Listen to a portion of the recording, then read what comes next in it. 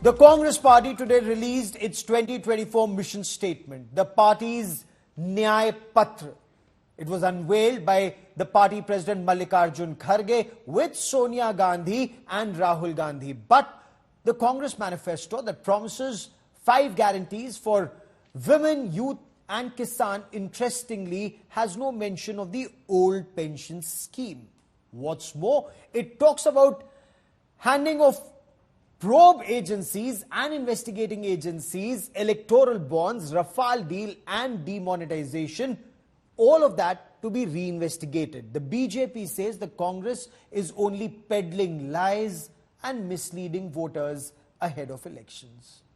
5 pillars में से 25 guarantee निकलते हैं.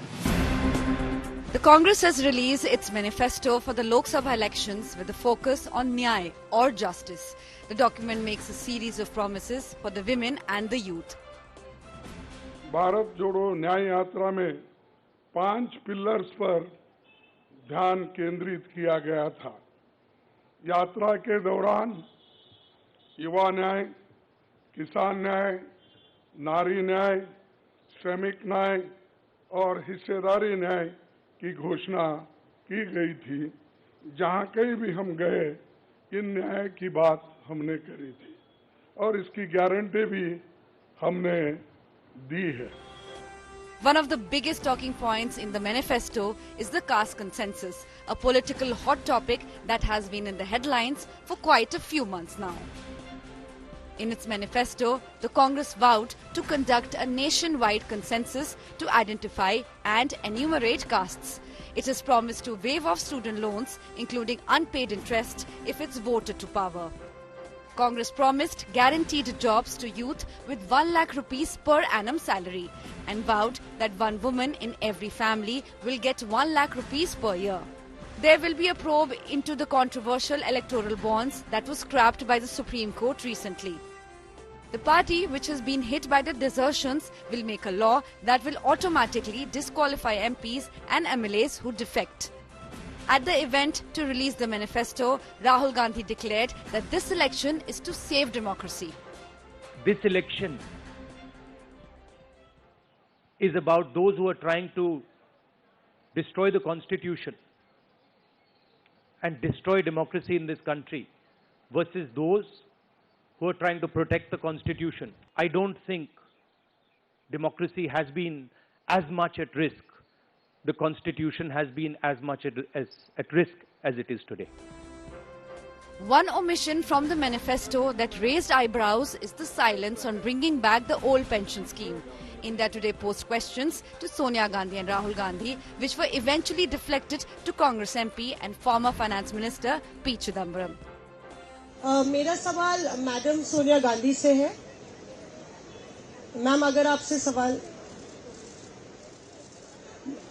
राहुल जी, आपने ओपीएस को लेके लगातार जो है झंडा बुलंद किया है. तमाम सरकारें आपकी, उन्होंने ओपीएस का वादा किया था. चिदम्बरम साहब, you had promised OPS, and in Himachal and Rajasthan you implemented OPS.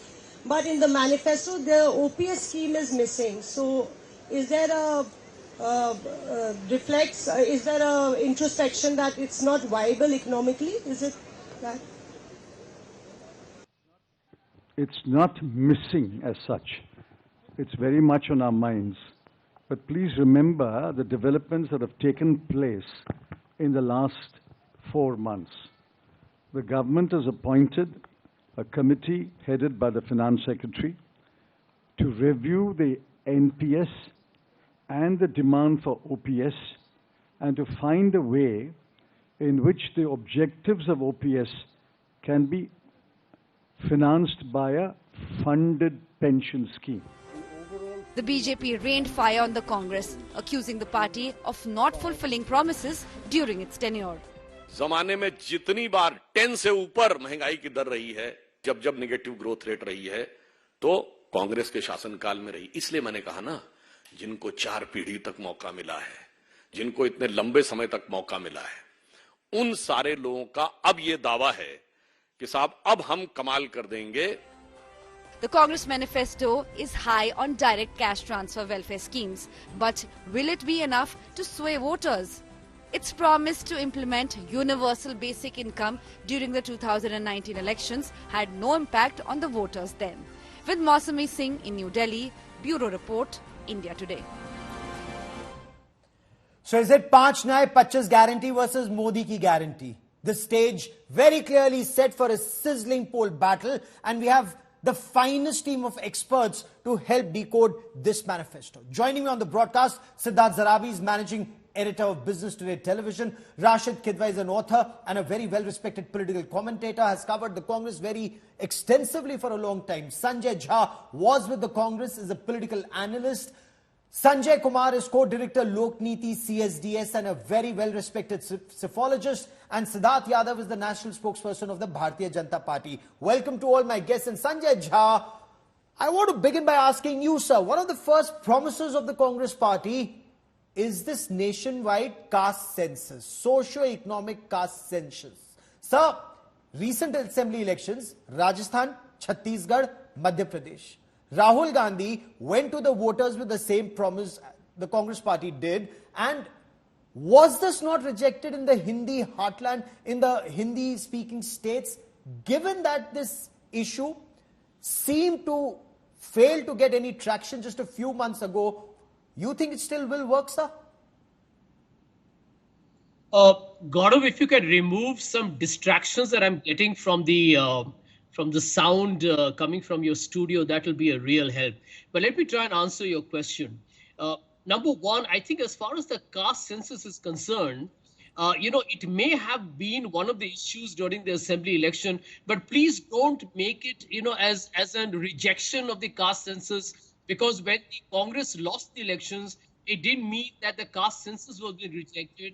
Parties win or lose for multiple reasons. And I do believe that, the conversation on the caste census has since only thereafter, I think, escalated further.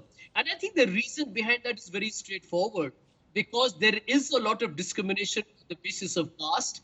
And I think it's not just the OBCs, includes, by the way, the Dalits and the Adivasis. And we are seeing that in India, under Mr. Modi, there has been a very acute inequality of wealth. So have you seen social polarization?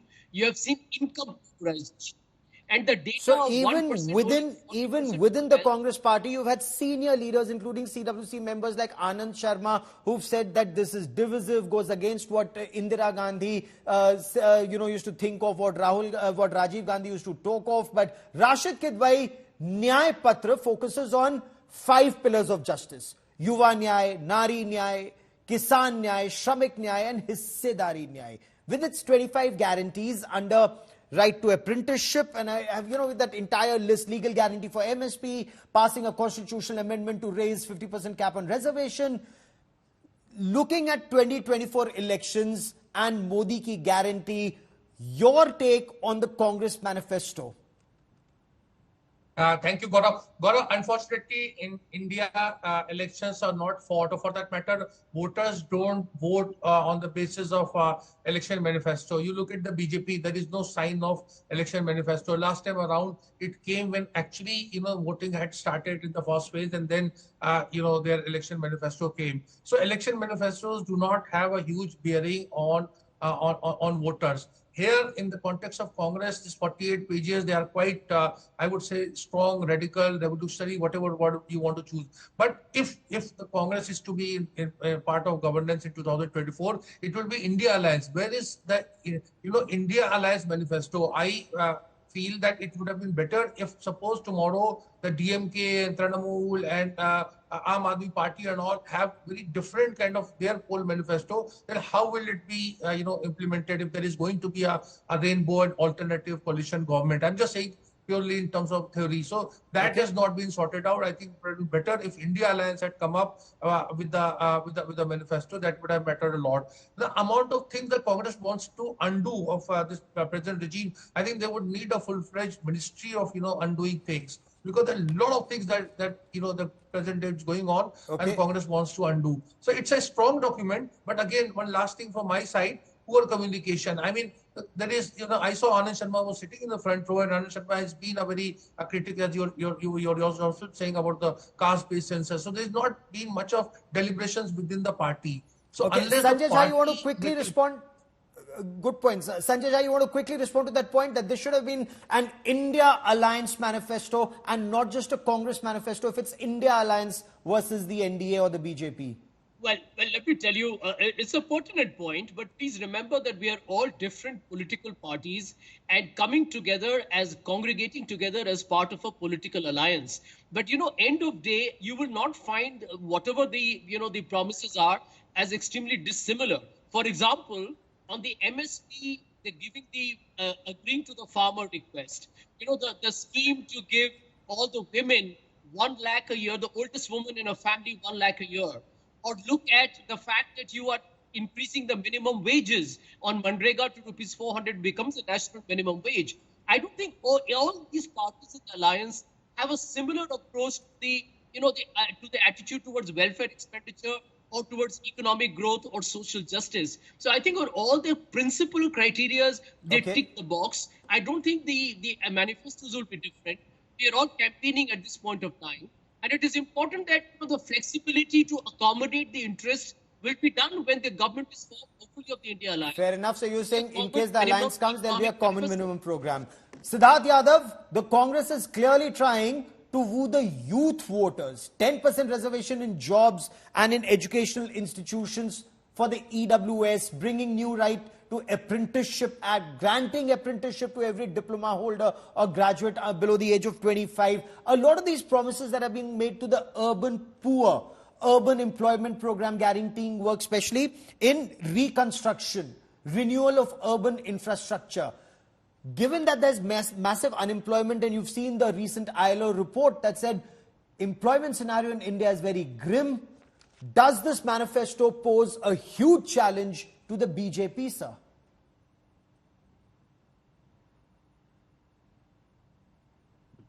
Okay. Gaurav, thank you. Gaurav, thank you for having me on your show. First of all these promises made by the Congress party, the primary reason for these are because they know they're not coming to power. And so they can just write anything and everything. And if I have to go into the merits of what they have written, that also there's no actual roadmap of what they're going to do. Just by saying that we will ensure that all private companies also in this country will give an apprenticeship and we'll give out this much money, 6,000, 7,000 a month to a graduate in this country, rolling out a Manrega scheme for graduates also. I feel there is no roadmap in this, how they're going to turn this into a reality. Even this can't be shown by the Congress party because their intentions are really different. They're saying that this is a Nyay Patra. The people who ruled our country for 60 years, they're bringing a Nyay Patra today. That means they were doing Anyay for 60 years. And that is why they have to bring a Nyay Patra today. But the reality is that Congress party is now directionless. They don't know what to say. They were very vocal about OPS. Now they've rolled back. They don't know what to say about it again. They don't know about how things have happened in 10 years. What they couldn't do in 60 years has happened in 10 years. They should first react to that. What happened in their era? What was the rate of inflation? What was the rate of unemployment? They should come out and answer on that as well. So they've reacted to a lot of what has happened in the past 10 years, saying that they will undo it. And I'll get Sanjay Jha to respond. I'll just take 10 more seconds, Gaurav. Go on, sir. So once they say this, that what they did in 60 years, what was the status of our economy? We were a fragile 5 economy. Now we are a fantastic 5. The lowest of inflation rates have been in the NDA governments, be it either in Atal Bihari Vajpayee government or in the current 10 years of NDA rule. But Congress party is not going to accept that. I also wish to, in 5 seconds, make a fact check. Rashid Kidwai ji was saying that last time in 2019, BJP's manifesto came after even the voting had started.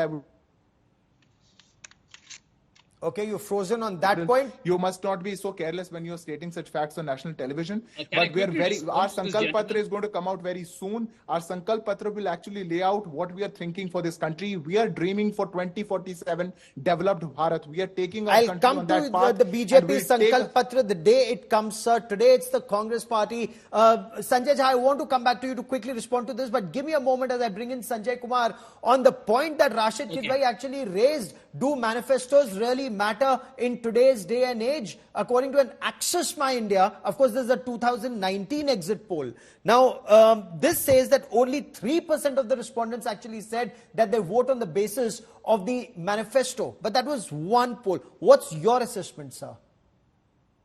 no, leave aside the numbers, what percentage of people actually said in the exit poll that they vote on the manifesto. But I do get a sense Gaurav, that manifesto is not an issue, not a thing on which people vote. Voters hardly read the manifesto. So that's not the issue on which Indian voters are voting, whether it is a Lok Sabha election or a state assembly election. This is a document which is, I think, is kept for the record of the party, what has party promised at the time of election, but people don't take it seriously. Oh, people don't take manifestos seriously. Parties, of course, say they do. Journalists do, and that's why we're debating this. But Siddharth Zarabi, what would the impact actually be on the country's balance sheet? Where will the money for all of this come from? The promises that have been made, Mahalakshmi scheme across the country, 1 lakh per year to every poor family in India, unconditional cash transfer. The Congress guarantees minimum wage, 400 rupees per day as part of Manrega. Rajasthan model of cashless insurance of 25 lakhs. Universal healthcare to be adopted. Fiscally prudent, is this sustainable, sir? Well, frankly, with so much packed into the 2024 poll promises, which reboot, and I would say that the 2024 manifesto is actually the 2019 manifesto on steroids with so much added. The fact is that we've spoken to around 6 or 7 economists, administrators, policy makers to try and get a sense of this. No one has a clear number, but I'll throw 2 or 3 major numbers at you, Gaurav, for the benefit of our audience. Let's just take student loans, for example. The previous financial year, the outstanding student loans were 97,000 crore. Now, from a bare reading of the manifesto promise, it says they will be waived off. The second estimate is Agnipath, and that's a subject that you understand. One estimator, ORF estimate, says that from 2022, when the scheme was introduced, to 2044, the total saving on account of the Agnipath scheme is 2,19,000 crore. I calculated for 5 years from 2024 to 2029, a 5-year term. It turns out it will be a dish saving of 25,000 crore. Free power, I'm not even getting into the impact. Let's look at MSP. Swaminathan formula, and there is a dispute. Farm leaders have contested this number. The central government has given us a different number in the past. One estimate says 10 lakh crore. One more point before I give it back to you. Just a few days ago, the centre increased the minimum wage under Manrega to 289 rupees. The Congress promises 400. The budget estimate is 86,000 crore. Do your math. And I could keep going on, including the Mahalakshmi scheme, where a number would be very difficult to suggest because we don't know who will be eligible. The centre's tax revenue is 35 lakh crore. Whichever way you look at it, one estimate that I heard, I'm not endorsing, is that this could cost 15 lakh crore. Where is the money for it? Ask our states, many of which are, almost on the verge of bankruptcy. Sanjay Jha has his finger up. He wants to quickly respond because the BJP Sanjay Jha calls the Congress manifesto a bundle of lies, insisting that the Congress is yet to fulfill promises made earlier. Garibi Hatao promise, the BJP points out, remains from the times of Indira Gandhi now to the time of Rahul Gandhi when his third time of 2004, 14, 19 and 24 that he's choosing to lead the party.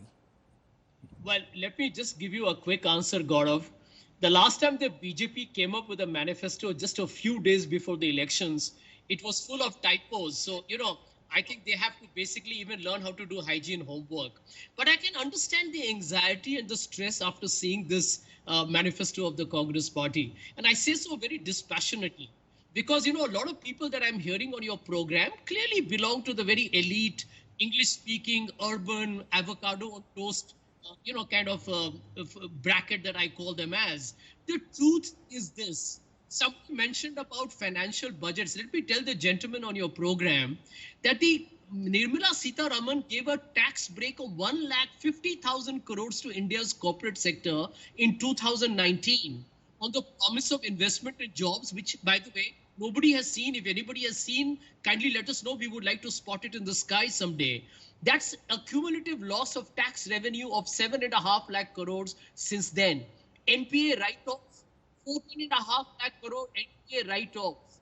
Then you can see how assets of the public sector and the government have been sold at very distressed prices, which at some point will need to be investigated. So the government's capacity to tax remains. The question is, does a party have the will to do it? And I think if you look at India today, Gaurav, India is unequal. India is seeing the rich become richer, the middle class has been pauperized, and the farmers are out on the street protesting. They have record unemployment. People are jobless. MSME sector has been destroyed. Rural wages haven't gone up. And the people here are worried about funding Adani. They are worried about rural bonds, taking extortion. And fair enough. Siddharth Yadav has his hand up. Siddharth Zarabi wants to respond to the avocado Bob, but I will let both respond one by one. I just want to bring one quick point. The Congress manifesto, because we deal in facts and not voodoo-nomics, says that there will be no change in taxes on the personal income tax front, which means the middle class, which bears the brunt of both GST and direct taxes, cannot expect any relief from the Congress for the 5 years, because it's printed with very good English in the Congress manifesto that there will be no changes as far as income tax is concerned. Fair enough. Well, just short answer to that. I'll just add to that. And Sanjay can respond later. Okay, Sanjay Jha, Siddharth Yadav wants to make a point and he says you can respond to both one by one. Go ahead, Mr. Yadav. No, first of all, Sanjay ji was talking about typos or something, but we also heard from Sanjay Kumar ji was saying that people don't take manifesto seriously. I am not sure that even Congress party takes their manifesto seriously. We have seen 2 pictures today in the manifesto. They could not even find pictures from India. Their Western thought and Western outlook and Western mindset has made them brought on page number 42 images from Rahul Gandhi's second home, Thailand, and on page number 43 from a river in New York, the Buffalo River. So this is the seriousness of Congress party when they're bringing out a manifesto for Bharat, the Bharat which is rising, the Bharat which is showing an idea of India to the entire world, the Bharat which is the entire world is looking up to. But even in Congress party's manifesto, they can't even find images from a country. Apart from that, you are making promises. What about the promises you earlier made? What about the promises you made in Karnataka? You made such promises. You tried all your freebies, but you have been in power since then. Have you made any development? What have you made? You should bring it out to the people. Number 3, all the promises, the big promises that you're making, we should also include the cut and commissions of Congress party in that. So if we are rolling out schemes which is going to take an expense of 15 lakh crores, 5 lakh crores additionally has to be added for Congress party, because we cannot forget the institutional corruption that Congress party has always believed in. We cannot forget the 10 years rule of UPA, and they took out and sucked out everything that this country did, every scheme, every event that this country did. Today is a different era. This is Modi's era, because here is DBT. Here we are going from 10 crore bank accounts to 50 crore bank accounts. Here it is not Rajiv Gandhi's time when we send 1 rupee, 15 no, but the paisa point reaches. Is, where are the jobs? Where are the jobs for the youth? And I'll come to you to respond to that. But quickly, Sanjay Jha, you wanted to quickly rebut both the points that were being made before I bring in Rashid Kidwai and Sanjay Kumar. Yeah, Gaurav, let me tell you, very rich of the BJP to talk of promises. Can you imagine a political party that lies to the farmers? It promised them an MSP, which was cost plus 50%, then went to the Supreme Court and said, we want to renege that in an affidavit. They promised a doubling of farm income, and look at where the farmers are today. 15 lakhs in your bank account on black money, and look at the Supreme Court judges to comment on demonetization, saying, Kale dhan kaha gaye bhaiya? And last but not the least, the 2 crore jobs per year, which is, by the way, one of the biggest cons in parliamentary or political history. So the BJP should calm down and take a deep breath. I think where the Congress is told in the march, and I disagree with the people who believe manifestos don't matter, because maybe it doesn't matter for them, but I think for the Aam Aadmi, for the poor Indian, for the Indian who has been ignored by Narendra Modi's government, which is why they are nervous in running all over the country, whether it is the women, whether it is the young, whether it is the farmers, whether it is the agricultural labor, whether it is ultimately it's for the avocado farmers. We have to wait and see how many of those avocado farmers are also going to read this manifesto. But I want to bring in Rashid Kidwai. 2019, the Congress manifesto titled Congress will deliver.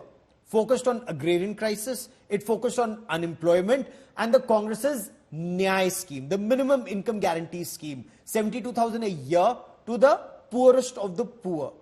In substance, Rashid Kidwai, because that was the talked about scheme, the game changer scheme of the Congress party in 2019, and we saw the election results. Your appreciation of the 2019 manifesto, as Siddharth Zarabi puts it, 2024 is 2019 on steroids. I think he said 2029 or 2019. Yeah, the 2024 manifesto is the 2019 manifesto on steroids.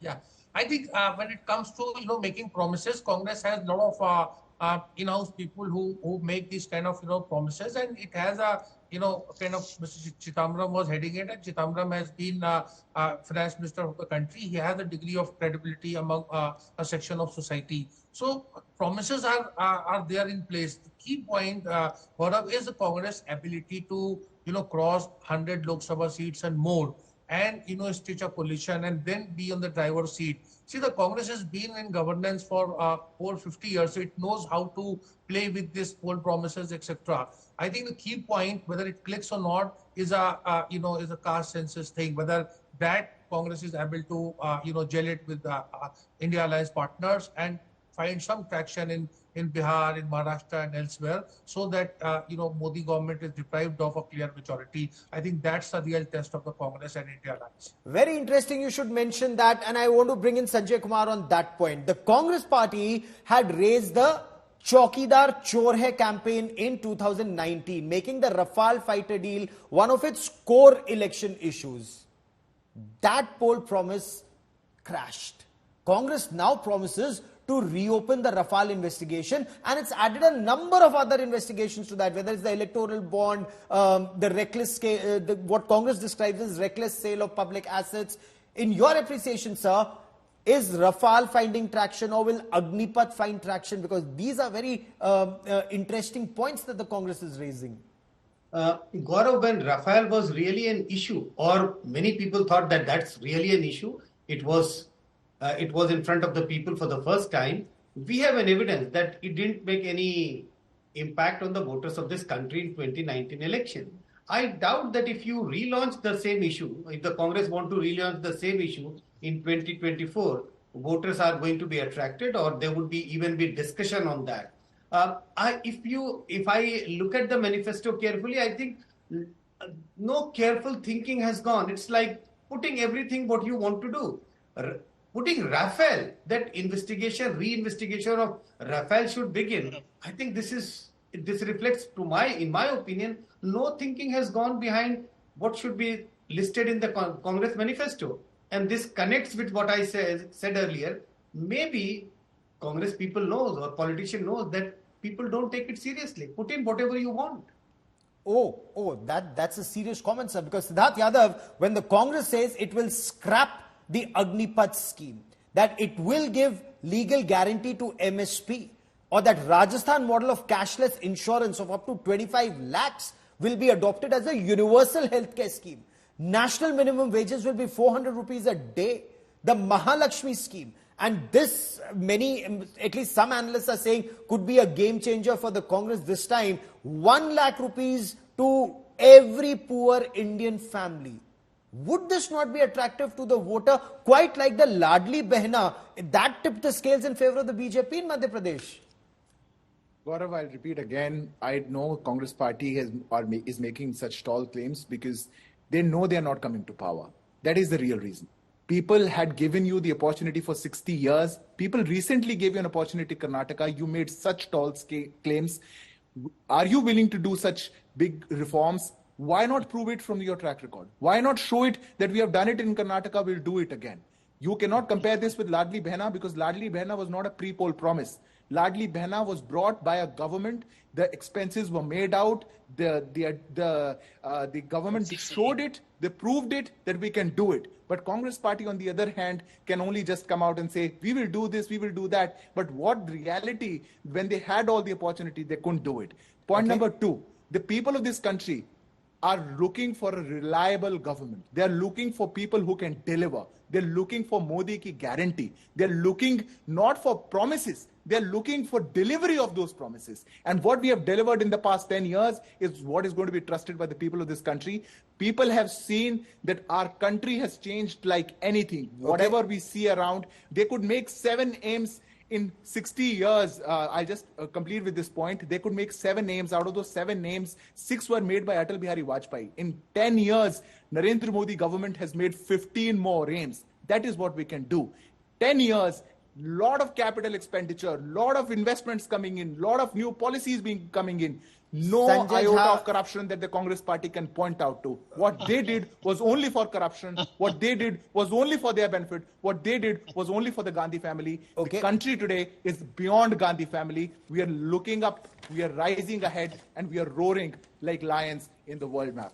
Fair enough. Sanjay Jha has a big, chuckle to add to that. But before I come to you, Sanjay Jha, Siddharth Zarabi, since we were on the Rafale case, is that flogging a dead horse? But what about demonetization? What about the Pegasus spyware, for example? How serious are these, that these cases will be reinvestigated once and if the Congress comes to power? I frankly don't know whether there is any significant voter traction in such issues, or is this just the Congress signaling certain possible voter bases. But the other point really, and Gaurav, allow me, the BJP itself has also been doubling down on the welfare state. 11.8 lakh crore over 5 years for the free food scheme. And that was done recently. It's for 5 years. So it's not as if the BJP is not responding. At the state elections, we saw Madhya Pradesh being an example. So fire has been countered with fire, but the bigger issue remains. Who funds it? It's the taxpayer. Who will fund it? And remember, states in India already spend close to 10% of their revenue expenditure